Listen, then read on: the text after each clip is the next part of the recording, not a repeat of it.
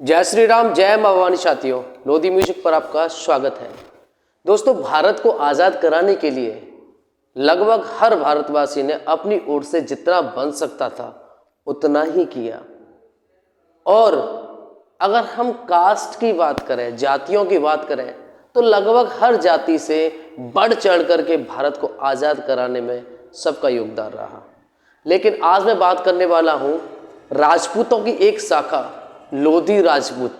लोधी राजपूतों का भारत को आज़ाद कराने के लिए कितना योगदान रहा।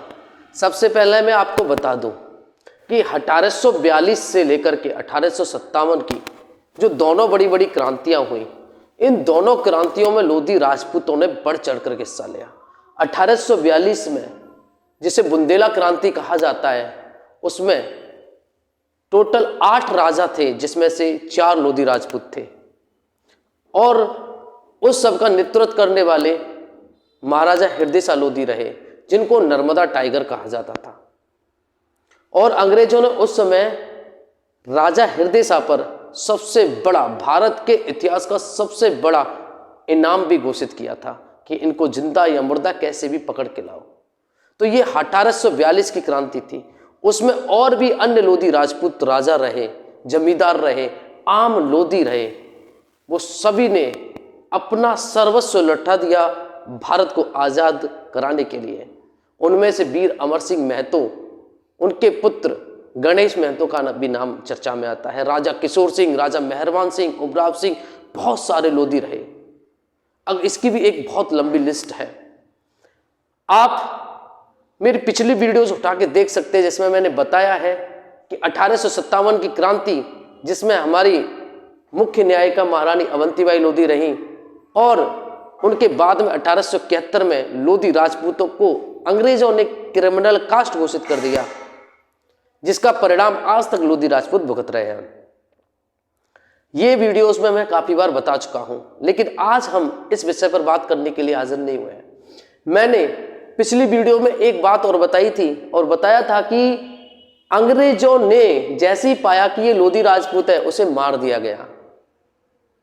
और भारत को आज़ाद कराने में लोधी राजपूतों ने अपनी आधी जनसंख्या गंवा दी। 1842 से लेकर के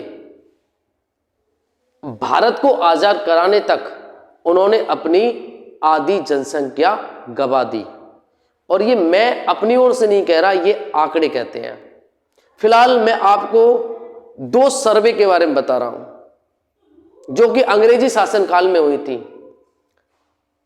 1891 की सेंसस रिपोर्ट में लोधी राजपूतों की जो जनसंख्या बताई गई थी, वो बताई गई थी 16,74,098। उस समय इतने लोधी राजपूत भारत में मौजूद थे। और वहीं 1921 की एक सेंसस रिपोर्ट, आपको याद होगा 1921 में एक और सेंसस रिपोर्ट बनाई गई, और उसमें लोधी राजपूतों की जनसंख्या जो थी वो थी 16,16,512।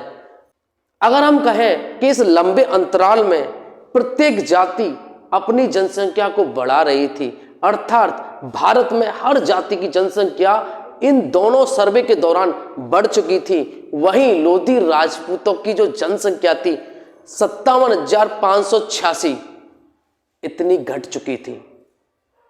और वो भी कब? 2 क्रांतियां लड़ने के बाद।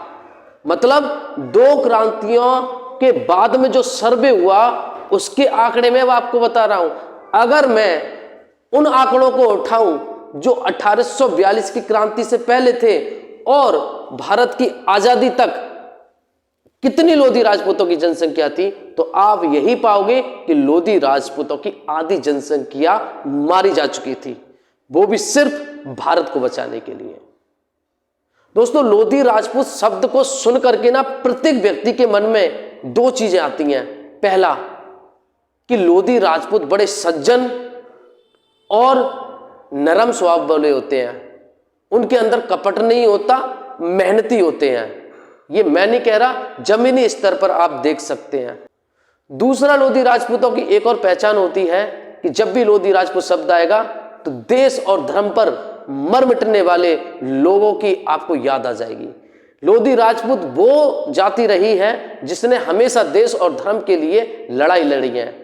मैं पीछे की बात नहीं करता, मैं अभी वर्तमान की बात करता हूं। वर्तमान में भी आप देख लीजिए, जहां पर देश और धर्म की बात होती है, लोधी राजपूत सबसे पहले आकर के खड़े होते हैं।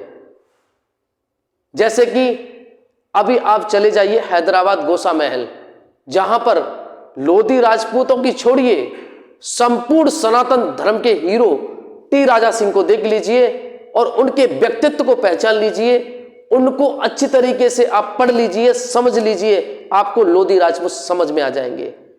टी राजा सिंह एक ऐसे शख्स हैं जो लोधी राजपूतों को सही मायने में रिप्रेजेंट करते हैं, चाहे वो व्यक्तित्व की बात हो, चाहे देश धर्म के प्रति उनके प्रेम की बात हो।